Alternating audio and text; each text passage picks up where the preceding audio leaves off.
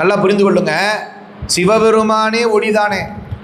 அதனால தான் உமாபதி சிவாச்சாரியார் சிவப்பிரகாசத்தில் விநாயகரை வழிபாடு செய்யும் போது இந்த கருத்தை வைத்து வழிபாடு செய்கிறார். ஒளியான திருமேனி உமிழ் தானம் மிகமேவும் களியார வரும் ஆணை கடல் நாளும் மறவாமல் அழியாலும் மலர்தூவும் அடியார்கள் உளமான வெளியாகும் வலிதாய வினை கூட வலிதாய வினை கூட நினையாவே. அற்புதமான பாட்டுங்க. விநாயக பெருமானுடைய உடம்பு எப்படி இருக்கும்? ஒளியான திருமேனி. ஏன்னு கேட்டா சிவபெருமான் வேறல்ல, விநாயகர் வேறல்ல, உமையம்மை வேறல்ல, முருகப்பெருமான் வேறல்ல, எல்லாம் ஒண்ணுதான், ஒளியான திருமேனி.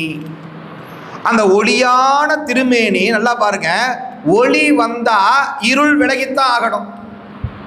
ஒளியான திருமேனி உமிழ்தானம் மிகமேவ வரும் களியார வரும் ஆணை.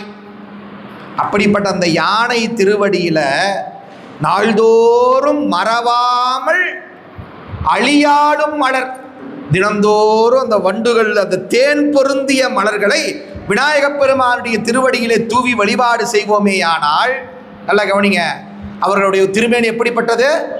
ஒளியான திருமேனி வழிபாடு செய்வதனாலே வழிபாடு செய்யக்கூடிய அடியார்களுடைய உளமான வெளியாகும்.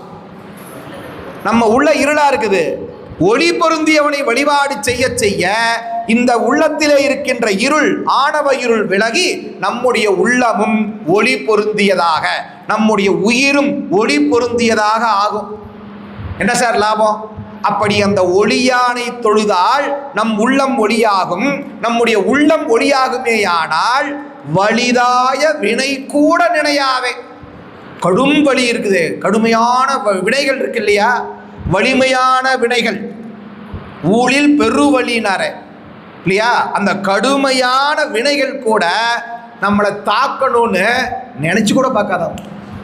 அப்படிங்க, அந்த கடும் வினைகள் நம்மை தாக்க வேண்டும் என்று நினைத்து கூட பார்க்காது. ஒளியான திருமேனியை நினைந்தாள்